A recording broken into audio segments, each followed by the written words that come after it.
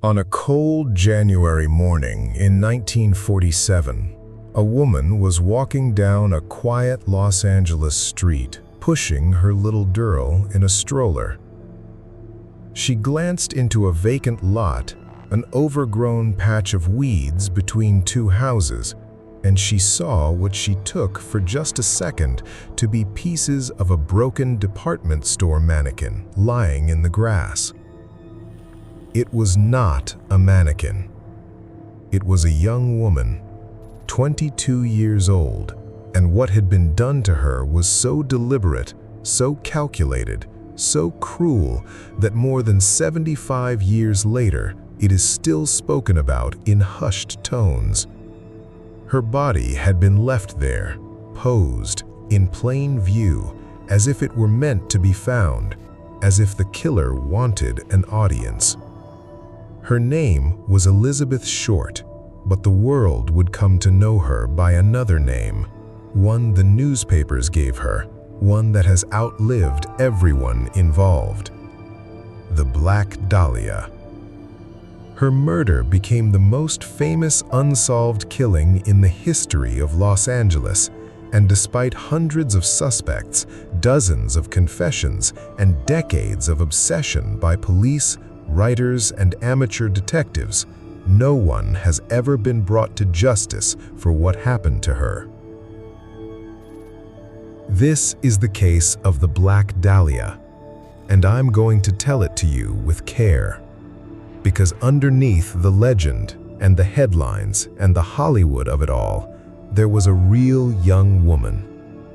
And she has been a symbol for so long that people forget she was ever a person. So let me start with her, the person, not the headline. Elizabeth Short was born in Massachusetts in 1924. She grew up in and around Boston, in a family that knew hard times. Her father had walked out when she was young, in a way that left its own strange shadow over her story. And Elizabeth, by her early 20s, was doing what so many young people did in that era. She was chasing a brighter, warmer life out west. She was, by accounts, a striking young woman. Dark hair, pale skin, a taste for dark clothing. She drifted toward Southern California, toward Los Angeles, toward the orbit of Hollywood. And like thousands of others, she carried the hope, spoken or unspoken, of being discovered, of becoming someone. She was not a movie star. She was not famous in life. She was a young woman moving from place to place, staying with friends, working odd situations, living the precarious, hopeful, hand-to-mouth existence of someone in their early 20s, trying to make it in a city that chews people up.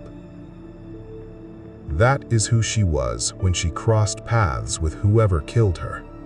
Not a legend, not a symbol.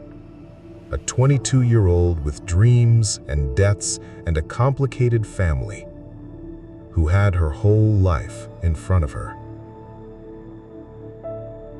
And in early January of 1947, in the days before her body was found, Elizabeth Short simply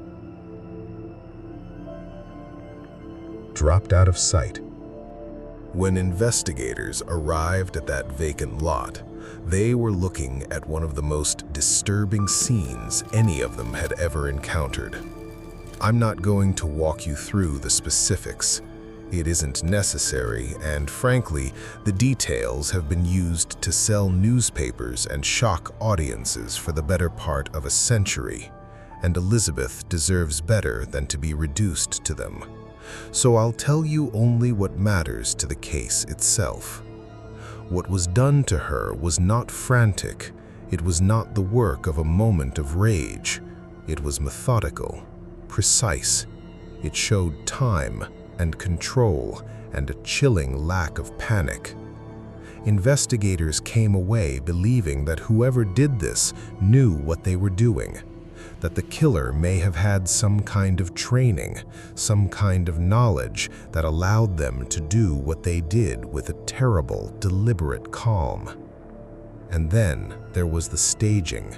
Her body had been left in that lot, positioned, arranged, in open view. This was not a body hidden in a panic. It was a body placed, displayed. Whoever killed Elizabeth Short wanted her to be found, wanted the world to see what they had done. That single fact reframes everything, because a killer who hides is afraid. A killer who displays is something else entirely. Someone proud, someone performing, someone who wasn't finished talking to the world yet. But first, the press got hold of it, and the press changed everything. In 1947 Los Angeles, the newspapers were in a vicious circulation war, and a murder this lurid was, to them, a gift. They descended on the story like nothing before it. Reporters didn't just cover the case, they competed with the police, chased their own leads, and in some instances reached witnesses and evidence before investigators did. And it was the press who gave Elizabeth Short the name that would bury her real one. Drawing on her dark hair and dark clothes, and perhaps on a film that was popular at the time, they began calling her the Black Dahlia. It was catchy, it was sellable, and it was the beginning of turning a murdered young woman into a piece of grim entertainment.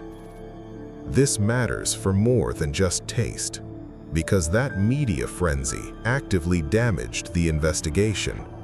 The crime scene and the story were contaminated by the circus around them. False witnesses came forward chasing attention. Real leads got buried under noise. And the sheer fame of the case would, over the decades, attract a parade of people falsely confessing to a murder they had nothing to do with, just to be part of the legend. The Black Dahlia became famous, and that fame may be one of the reasons her killer was never caught. And then, the killer reached out. About a week after the body was found, an envelope arrived at a Los Angeles newspaper. Inside was a horror of a different kind. It contained Elizabeth Short's belongings, her birth certificate, photographs, an address book with her name on it, personal items that could only have come from her or from whoever had taken her.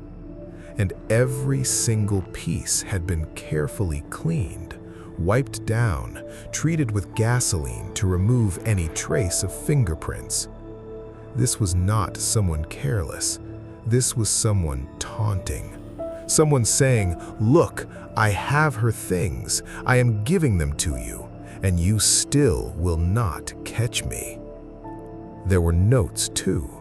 Messages assembled from letters cut out of newspapers and magazines, the way you picture a ransom note, so the handwriting could never be traced. Promises, taunts, communication from the darkness, daring the police to do something about it. Think about the mind behind that. It is one thing to kill. It is another to display the body for the world to find. And it is something else entirely, something colder, to then package up your victim's most personal documents, scrub them clean, and mail them to a newspaper as a kind of trophy and a challenge. This was a killer who wanted to be part of the story.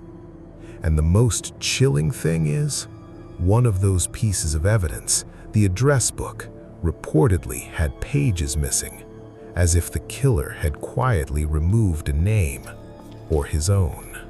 So, how do you catch someone like that? The short answer is, in 1947, with that case, they couldn't. The investigation into the Black Dahlia murder became one of the largest in the city's history. Hundreds of people were questioned. Detectives chased lead after lead after lead, and the case generated something that has haunted it ever since. Confessions, dozens of them. Over the years, more than 50 people are said to have confessed to killing Elizabeth Short. Most of them could not possibly have done it. They were attention seekers, the mentally unwell, people drawn to the gravity of the most infamous murder in the city. Every false confession was a door that had to be opened, walked through, and closed. Every one ate time and resources. And in the noise of all those voices claiming the crime, the real one, if they were even among them, was impossible to pick out. Quick word before we keep going. If you find these cases as impossible to put down as I do, please subscribe. This channel is built on exactly this, the cases that were closed but never solved. And there's a new one every week. All right, let's talk about the suspects who actually mattered. Because over the decades, a handful of names have risen above the noise, and one of them, in particular, has cast a very long and very dark shadow. I want to be careful here, the way I always am, because we are talking about real people, and accusation is not proof. Over the years, investigators and writers have put forward a number of serious suspects in the Black Dahlia case. Men who were in Los Angeles at the time, men with histories of violence, men whose names surfaced in the original investigation and were never fully cleared. The most famous theory centers on a Los Angeles physician. The case against him was made decades later, most prominently by his own son, a former police detective who came to believe after his father's death that the man had been responsible. He pointed to the medical knowledge the killing seemed to require, to photographs, to circumstantial threads, and built an elaborate case in a series of books. It is a compelling theory. The medical angle fits the precision of the crime, but it has never been proven. It has never been tested in a courtroom. The man it accuses is long dead and cannot answer it, and other researchers have pushed back hard on it. So I'll say what I always say. It is a theory, a serious one, argued by a serious person. But the Black Dahlia case has no conviction, no confession that holds, no final answer. And branding any single dead man the killer when no court ever did is not something I'm going to do. So why was it never solved? Step back, and the reasons stack up into a kind of perfect storm. Start with the era. This was 1947. There was no DNA analysis. Forensic science was primitive by today's standards. The tools that might crack this case in a modern lab simply did not exist. Then add the contamination. The body had been cleaned by the killer, drained, deliberately stripped of the evidence it might have carried. The crime scene was overrun by press and curious onlookers. The evidence that was gathered passed through decades of handling, and some of it, including by many accounts, that mailed package of her belongings, was lost or degraded over time. Then add the killer themselves. This was not a sloppy, panicked criminal. This was someone careful enough to clean fingerprints off documents with gasoline. Someone controlled enough to pose a body and mail taunts to newspapers. Whoever did this understood on some level how not to be caught. And finally, add the noise, the false confessions, the media circus, The fame that turned a murder into a myth and made the truth almost impossible to find inside the legend. Put it all together, and you have a case that even now, even with everything we've learned, sits exactly where it sat in 1947. Open. The most famous unsolved murder this city has ever known. So, what really happened to Elizabeth Short? Honestly, the theories run in every direction, and I'll give you the shape of them. There's the medical knowledge theory, that the precision of the crime points to a killer with surgical or anatomical training, a doctor or someone like one. It fits the evidence well, but it narrows the suspect pool by profession, not by proof. There's the idea that she was killed by someone she knew, someone in the rootless social world she moved through in those last weeks, and that the killer simply had the nerve and control to perform afterward, to stage, to taunt, to vanish. And there's the darker, simpler possibility, that Los Angeles in that era had more than one predator capable of this, that Elizabeth crossed paths with a stranger whose name never made it into any file, and that the killer was never a suspect because the police never had a reason to look at them. Every theory hits the same wall the others do. A murderer who left no usable trace in a city without the science to find them. In a case so famous that the truth drowned in its own legend. The honest answer to who killed the Black Dahlia is the one nobody likes. We do not know. And we very likely never will. Before I let you go, I want to give Elizabeth Short back to herself, just for a moment.